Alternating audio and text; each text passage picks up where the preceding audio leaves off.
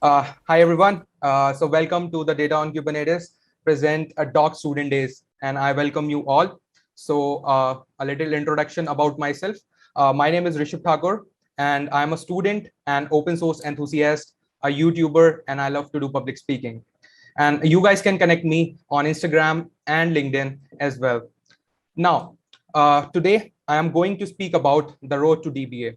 And here are some of the key topics that I'm going to cover. We are going to cover what is the database administrator, the operations experience with Kubernetes, data as a Snowflake, why data is so important, the task that the DBA has to perform, the path that you guys have to follow for successful database administrator, and finally the conclusion.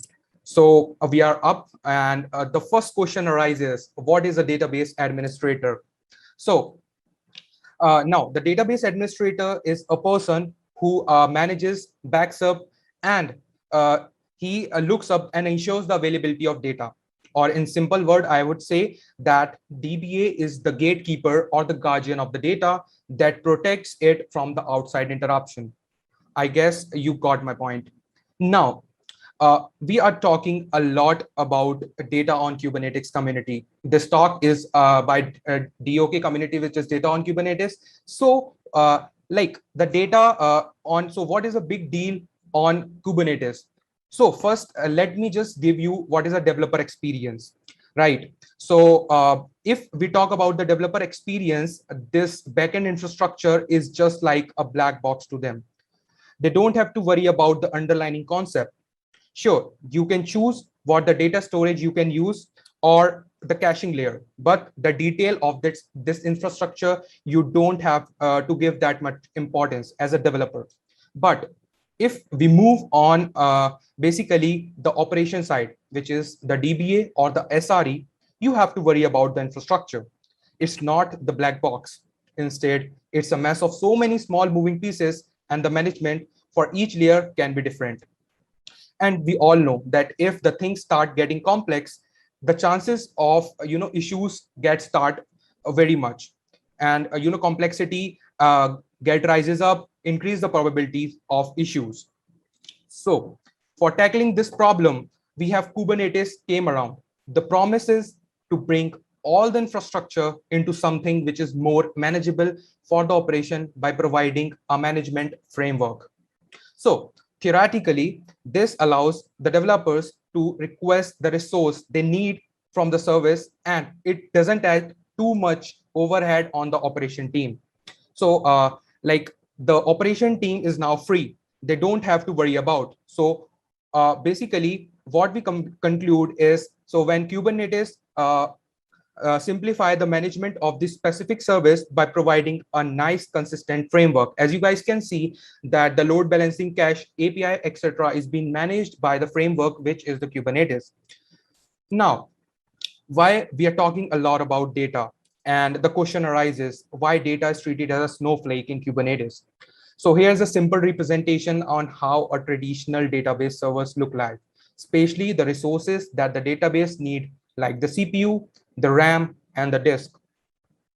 Uh, Not shown here is the networking part. This that is the fourth resource, I would say, but here the networking is not important to know the data, why data is a niche problem on Kubernetes. The biggest problem is the interaction with the storage. Database application generally map storage and in the memory while pull the data to the storage into the memory before it can work over it. So most database are designed to be very tightly coupled with the server resources. Now, so if we put the database on Kubernetes, which do not guarantee about where it is located and how it is accessed, the disk, there is no way that the database can be operated safely. So, so if your computer, if you compute resource like CPUs, and you shift that CPU and RAM to some different host, and then data needs to be pulled into the memory before it can work on it. Right. So basically, what I would say is Kubernetes is a great for stateless workload, and it helps to simplify and management in a many moving pieces. Now, we have talked a lot about data, but why the question arises is why data is important.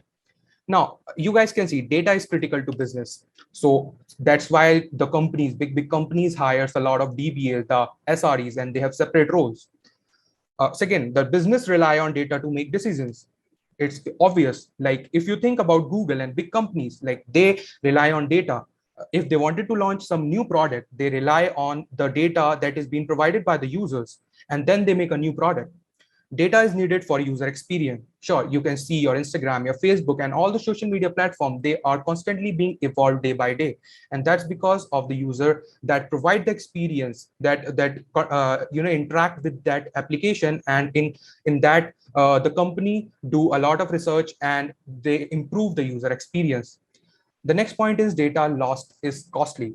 Basically, if your data get lost or hacked by someone, they charge a lot of amount, and they don't guarantee that there is no guarantee that you can get your data, and it's so costly. And the last and the most important point, mistakes take time to fix. Like if you create some mistake and you fix those, there is a loss in revenue for the company. So I would say data is so critical, and DBAs are required for managing those databases. Now we are talking about DBA for quite a long time, and here is a simplified Venn diagram of DBA tasks, like what a DBA do. There are three main phases, basically the availability, the security, and the performance. These three things the DBA has to do. And in availability, we have disaster recovery. In security, we have data encryption and data compliance. In performance, we have config management, and whole other things like schema management, backup, and user management is also there. Basically, if you see, like in availability and security section, we have user management. So basically DBA has to look on which user has to get how much permission. We are not, the DBA has to look that I cannot give that extra permissions and all, because this is critical, and this is a main role and job of a DBA, right? So here we comes to the next. If you are so much excited about DBA, you listen my talk so much and you are excited to become a DBA, then basically, like one first need to develop certain proficiency that always need in any of the career. So these are some of the skills, like if you if you acquire those skills, you can get excellence in your life in any of the career, not just a DBA but anything. If you are running a business or etc, anything, you can get those. The excellent troubleshooting skills are required. Logical thinking, common sense, and above average memory is being required if you wanted to be a DBA. And the curiosity and a strong desire to learn, that's the point. You have to constantly being evolved, you have to constantly being learn all those things that that are required. And if you talk about the IT sector, that then you have to learn day by day. Basically, you can't stop learning in IT sector, because every tech is changing, every month, every year and all. So you have to keep on evolving yourself. Here are some of the certification. Like if you wanted to do some of the certification, you can do Oracle, you can do Microsoft, IBM certification, MongoDB certification, Cassandra certification. There are a lot of certification of open source community as well, but these are some of the most good, I would say, certification that you can do as a DBA. And the final conclusion of my talk. So with the right attitude and proper training and clear focus, you can develop all the necessary skills that a database administrator requires. After all, we all know that data is a currency of future. And if you can establish yourself as an administrator of that data, you will be in demand. So thank you so much. This is the end of the path to DBA. I'm so much thankful to the DoK community, Bart Farrell, for giving me such a good opportunity and providing such a good platform to all the students where we can evolve, we can learn. And at last, I wanted to say, keep learning, keep hustling, and bye. That's from my side. Thank you so much. Fantastic. Super good presentation. Showing the technical side, but then also I love the part of touching on why data is so important. And also because of that, all the professional opportunities that are out there for anybody really who wants to get involved in this. Like they said, data is the new gold, it's the new gasoline, it's the new petrol, it's all these different things.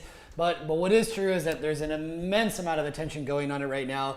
As we heard previously in one of the early presentations from Maynak about the history of data and where we got to it now, because our data collection and data generation technologies are so strong, that's why there's so much to manage. There's so much to explore and so much to learn from that. So anyway, really, really like that. Amazing practical talk. Big shout out to the hustlers as well. Thank you very much, Rishabh. Thank you so much. Now, let's Thank you so much, Bart. My pleasure.